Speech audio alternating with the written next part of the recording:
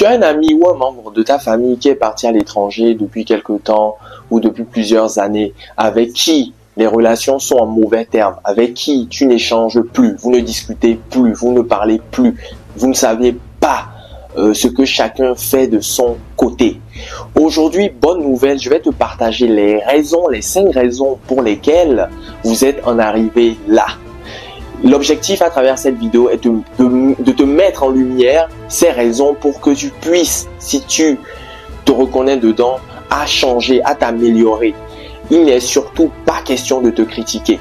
Et si tu reconnais, si tu as des amis ou des connaissances qui agissent de cette façon, à leur partager la vidéo pour que ces derniers soient aussi éclairés. Tu es certainement intéressé. C'est juste après le générique.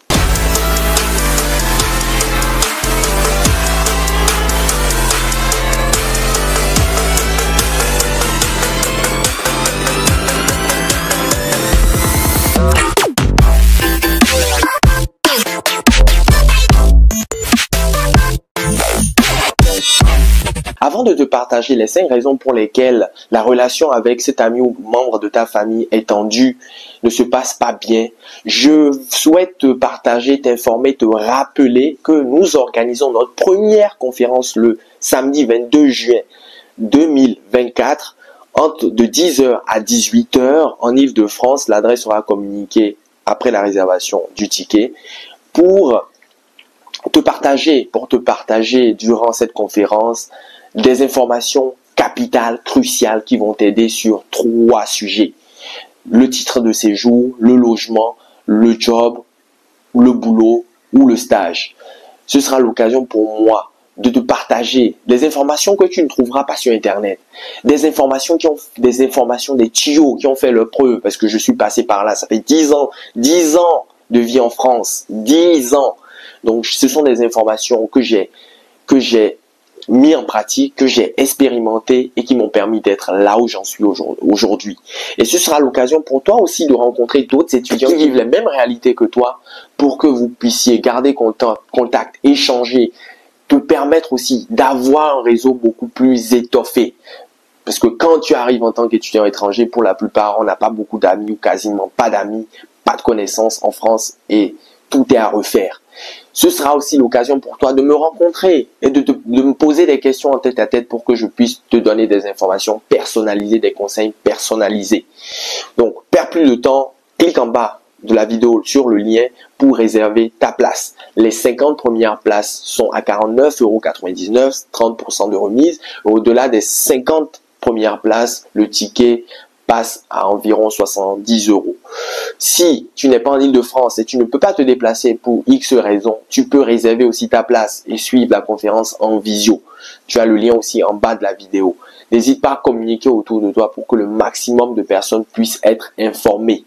Ce sera un grand moment, un moment inédit, un moment de messe estudiantine où tu auras les belles informations, les belles pépites. Je travaille dessus depuis quelque temps. Tu ne seras pas déçu. Toute personne qui achètera un ticket intégrera automatiquement le groupe EVF pour avoir aussi des informations sur des jobs, échanger avec nous, garder contact. Ceci étant dit, voici les 5 raisons pour lesquelles la relation est tendue, difficile avec cet ami ou membre de ta famille qui est à l'étranger. 1. Le monopole de la misère. Tu es peut-être ce genre d'individu qui est dans un pays africain ou peut-être sous-développé en Amérique du Sud, qui passe son temps à se plaindre. Non seulement peut-être tu n'as pas supporté le fait que ton ami soit parti avant toi parce que tu faisais peut-être la démarche depuis plusieurs années, tu as trouvé des raisons pour lesquelles lui ça marche et toi ça ne marche pas. Et au-delà de cela, même si ce n'est pas peut-être ça, tu es cette personne qui a appris à prendre la vie du mauvais côté, à te plaindre, à jouer la victime. Oh, il n'y a pas de courant depuis plusieurs mois, je ne peux pas avancer sur mon projet. La connexion est dégueulasse. Oh, il n'y a pas d'emploi, je suis à la maison. Oh, j'ai eu des diplômes, mais je ne trouve pas de travail. Oh, ceci, oh, cela. Tout d'abord, sache que tout le monde a des problèmes. Mark Zuckerberg, le fondateur de Facebook, a des problèmes. Dangote a des problèmes. Le président de la République a des problèmes. Tout le monde a des problèmes. La seule différence entre les humains est la façon de procéder, est la façon de les accepter, est la façon de vouloir se comporter face à ces problèmes. Quand tu vas dans la rue et tu croises des gens souriants, rigolants et tout, ne te dis pas, ne pense pas que ces personnes n'ont pas de problème. Elles sont juste résilientes. Elles se disent que c'est la vie. La vie est faite de problèmes, de hauts et de bas, de challenges, de défis. Elles se disent que c'est l'opportunité, c'est l'occasion de grandir, de mûrir face à ces difficultés. Parce que face à une difficulté, tu as 1 milliard de solutions. Face à un problème, tu as 1 milliard de solutions. Donc, face à des difficultés, il y a toujours des solutions. Il y a toujours, même si la solution ne viendra pas par toi-même, elle peut se trouver à travers un autre ami, une connaissance, un collègue, que sais-je. Donc arrête de chaque fois quand tu as ton ami au téléphone de te plaindre de ceci, de cela, tout va mal, c'est moi qui ne mange pas, c'est moi qui n'arrive pas à joindre les deux bouts. C'est peut-être vrai. Mais ton ami qui est à l'étranger, c'est pas pour autant en étant à l'étranger qu'il ne vit pas des difficultés aussi. Seulement peut-être il a pris l'habitude de se dire que la solution viendra par lui-même et il n'a pas envie de te rajouter ses problèmes parce qu'il est conscient que toi aussi tu as les tiens. Donc pourquoi ton ami qui prend la peine de ne pas te partager ses problèmes et de trouver lui-même ses solutions, toi de ton côté tu devrais te plaindre. Le but ce n'est pas de ne pas partager tes problèmes, tu peux le faire, mais quand c'est tout le temps, tous les jours c'est toi qui as des problèmes, tous les jours c'est toi la victime, tous les jours c'est toi le martyr, tous les jours c'est toi le malheureux. À un moment stop, c'est fatigant, c'est ennuyant, c'est désespérant, c'est saoulant. Donc apprends, quand bien même tu as des difficultés, à en parler, mais parler brièvement. Sur 1 heure d'appel, tu ne peux pas passer 1 heure d'appel à jouer à la victime, à jouer au malheureux. Tu peux parler quelques minutes et passer à autre chose, à t'intéresser à ton ami, à comprendre, à lui poser des questions. En lui posant des questions, peut-être c'est ce qu'il attend de toi, que tu t'intéresses à lui pour que lui aussi puisse vider son sac. Mais si tu ne le fais pas, quand la caméra est toujours braquée sur toi, à un moment il n'a pas envie, il n'a plus envie de t'écouter parce que lui, son challenge est tellement grand, ses difficultés sont énormes que déjà il n'arrive pas à en placer une et il n'a même plus envie de t'en parler parce que tu monopolises la parole, tu as l'impression d'être le plus malheureux et tu ne lui laisses pas l'opportunité de se vider de ton comportement financier. Il y a beaucoup de gens encore en 2024 qui pensent que le jeune homme ou la jeune femme parti à l'étranger cueille de l'argent sur les arbres, trouve de l'argent par terre, a une vie de luxe. Et cela n'est pas de ta faute. Cela est dû aux médias, cela est dû aux réseaux sociaux, cela est dû même à certains frères. À certains frères, on sait tout ce qu'ils font ici au pays. Ce sont des éboueurs, ils font des petits jobs. Mais quand ils rentrent, c'est eux qui ont le dernier iPhone, c'est eux qui sont les dernières marques de vêtements, c'est eux qui te montrent les plus belles choses d'Europe, les plus belles choses de la France, alors que derrière, ils ne te disent pas qu'ils se lèvent à 4 heures pour vider les poubelles. Ils te disent pas que leur frigo est toujours vide et qu'ils ont tout dépensé dans ce voyage. Ils ne te disent pas que les gens vident des poubelles, qu'il y a beaucoup qui font la manche pour avoir 1 euro, pour avoir un toit pour dormir, une nuit. Moi, depuis que je suis enfant, j'ai jamais vu autant de mendiants. Même dans mon pays, il n'y en a pas autant. Que ça soit même au Bénin ou en Russie, il n'y en a pas autant. Mais en France, il y en a tellement. Il y en a tellement à chaque mètre carré. T'as des mendiants. Donc, sache que la misère, la difficulté est présente partout. Est présente partout. Surtout un jeune qui est parti en Europe, il a beaucoup de dépenses à faire.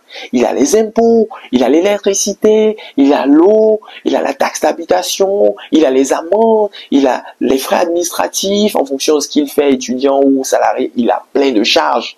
Mais il n'ose pas te demander. Des fois, on a besoin d'argent, on n'ose pas demander. Parce qu'on est conscient que ceux qui sont au pays aussi vivent des jours difficiles, des moments difficiles, parce que eux aussi, ils ont été au pays. Ils savent comment c'est difficile d'avoir de l'argent. Mais ils prennent sur eux pour joindre les deux bouts. Et toi, c'est toi toujours l'opportuniste. Des fois même tu envoies juste bonjour, ça va. Et derrière tu enchaînes, t'attends même pas la réponse, tu demandes déjà de l'argent. Et ça, crois-moi, toi qui me regardes, je te parle par expérience, je l'ai vécu. Je ne te compte plus le nombre de messages où on me demande de l'argent. C'est récurrent. C'est récurrent. Mais attention, entre amis, on peut s'épauler. On peut se donner des coups de main. Ça, il n'y a aucun souci. Mais quand c'est récurrent, quand c'est tout le temps, quand tu prends même pas la peine de t'intéresser à la personne et que systématiquement quand tu envoies un message, c'est de l'argent, c'est des westerns. On va où là? Ce n'est pas parce que cette personne est partie. Il y a beaucoup qui partent à l'étranger, mais ils n'ont pas beaucoup d'argent. C'est toutes les économies d'une vie qui sont rentrées dans ce challenge, dans ce grand défi, parce qu'ils ont envie d'avoir de jours meilleurs, un avenir radieux, et ils sont conscients qu'ils ont tout tenté au pays, mais ça ne marche pas, qu'il faut aller en Europe. D'autres font même des prêts. Donc il faut lui laisser le temps. Il faut lui laisser le temps de se construire, d'avoir ses repères, d'être bien financièrement avant de commencer à lui demander de l'argent. Tu sais, on est tellement conscient de la misère ambiante dans nos pays que si on peut aider spontanément, il y en a beaucoup. Je sais que tout le monde ne le fera pas, mais il y a beaucoup qui le font spontanément. Ah mon ami, je suis très heureux que tu vas bien. Écoute, je vais t'envoyer 20 euros. Mon ami, c'est ton anniversaire dans une semaine. Je vais t'envoyer de l'argent. Oui, des fois ils te disent même pas, ils t'envoient les captures de transfert. Donc arrête de demander tout le temps de l'argent. Il n'est pas parti en Europe pour toi, pour satisfaire tes besoins. Tu es un homme, tu es une femme, tu as 2 bras, tu as 2 mains. Comment ceux qui sont au pays font pour vivre? Il faut arrêter de demander de l'argent. Arrête de demander de l'argent. Tu es un homme, tu peux te battre, tu es même souvent diplômé, tu es instruit. Tu peux trouver une solution pour satisfaire tes besoins sans compter sur ton ami ou ce membre de ta famille. 3. Le reproche incessant.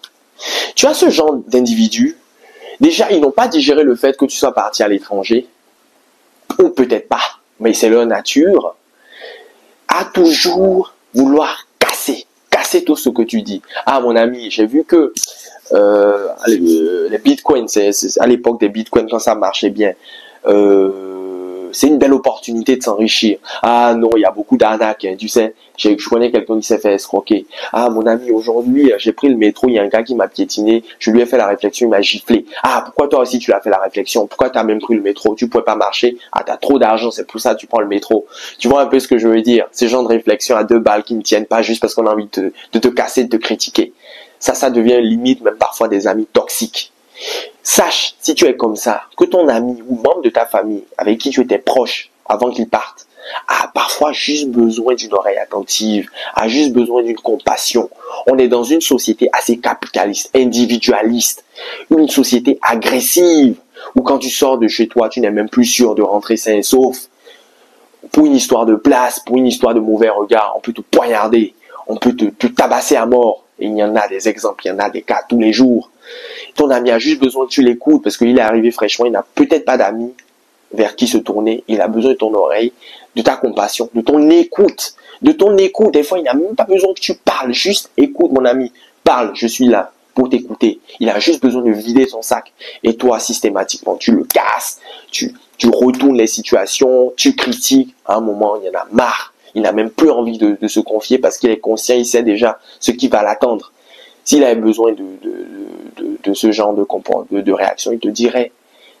Donc fais l'effort d'arrêter de critiquer, d'arrêter, parce que tu n'es pas à sa place, tu ne connais pas la difficulté dans laquelle il est. Laisse-le t'expliquer, laisse-lui te mettre la réalité du pays dans lequel il vit en face pour que tu puisses aussi réactualiser l'image que tu as du pays, avoir des informations.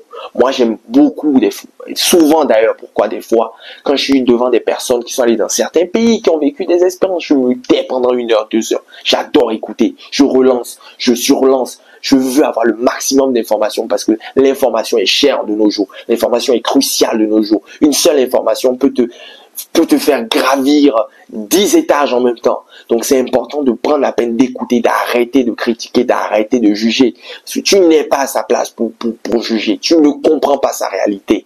Donc écoute-le, compatis, joue le rôle d'ami, de frère. 4. L'absence de nouvelles.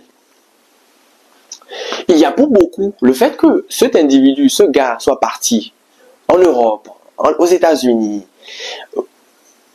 Tu te mets, le fait qu'il soit parti, déjà, tu te dis oui, c'est fini, il va prendre la grosse tête, il va traîner avec des gens mieux que moi, mieux que nous, il sera dans un nouvel environnement, il n'aura plus envie de traiter avec moi. Tu sais c'est quoi l'effet miroir? L'effet miroir, au fait, c'est le fait de refléter sur les autres ce qu'on ferait quand on serait dans sa situation. Je vais te donner l'exemple de ceux qui gagnent au loto. Ceux qui gagnent au loto n'agissent pas tous de la même façon. Il y en a, ils font des dons, il y en a, ils investissent, il y en a, ils font un pillage, il y en a, ils dilapident leur argent. Bref, il y a plein de possibilités. C'est de la même façon les gens agissent quand ils vont à l'étranger. Tout le monde n'est pas pareil. C'est pas parce que toi, si tu pars en Europe, tu vas couper les ponts avec tous tes amis, avec qui tu as eu les 400 coups, tu as galéré, tu as souffert, que ton ami est comme ça. Non. Donc, il faut arrêter de trouver des excuses pour ne pas prendre des nouvelles. Des fois, c'est par nature. On essaie juste de justifier l'injustifiable. On doit prendre des nouvelles. La vraie amitié s'entretient, peu importe la distance, peu importe la situation géographique. Elle se nourrit. C'est comme une plante, c'est comme une fleur. Si tu l'arroses pas, tu l'entretiens pas, elle va faner, elle va mourir et il y aura plus de rose, plus rien du tout. Donc c'est de la même façon, il faut l'entretenir. Ah mon ami, tu vas bien. Ah mon ami, je voulais juste entendre ta voix. Ah mon ami, je voulais juste te souhaiter une belle journée, une belle semaine. Je pense à toi. Ça fait tellement plaisir de recevoir ce genre de message. Ce genre de message n'a pas de prix. Et toi, ça ne te coûte rien. Tu passes des heures, des minutes sur les réseaux sociaux. Tu ne penses même pas à ton ami. C'est très très important. Donne des nouvelles de temps en temps. Ça fait vraiment plaisir. 5. Le changement ou la négligence. Le changement ou la négligence est le fait de changer son comportement à la suite du départ de ton ami, pour un avenir meilleur, pour un futur meilleur, pour des ambitions peut-être professionnelles, que sais-je. Et le changement se situe dans ton comportement. Non seulement tu donnes pas de nouvelles, non seulement, et en plus de cela, tu ne prends même pas la peine de voir la famille de ton soi-disant ami, de voir ses proches, de prendre des nouvelles. Alors il ne s'agit pas d'aller tous les jours voir sa famille. Une fois en passant, bonjour maman, vous allez bien? Bonjour tata, je suis venu juste vous donner un bouquet de fleurs. Je suis juste venu vous donner un coca. Je suis juste venu voir comment vous alliez. J'ai appris que vous étiez malade la semaine dernière. C'est juste pour savoir si vous allez bien, si je peux faire quelque chose pour vous. Si cette personne est réellement ton ami, sa famille, ces personnes qui lui tiennent à cœur, tu dois aussi prendre soin. Tu dois aussi t'en occuper. Tu dois conserver aussi cette relation parce qu'à force de traîner avec cette personne, tu as côtoyé sa famille. Il y a eu des relations. Il y a eu des relations, des partages qui ont été faits. C'est important, c'est important. Cette personne, quand elle apprendra de par sa mère ou de par son père, que tel ami, toi tu es venu rendre visite à sa famille, que tu as amené ceci, tu as amené cela, ça lui fera plaisir, ça le rassure, ça démontre une réelle amitié, d'une vraie amitié. Ça lui prouve encore que si jamais pour X raison demain il quitte ce monde, tu seras toujours là pour sa mère, tu seras toujours là pour sa famille, pour les aider au maximum du mieux que tu peux.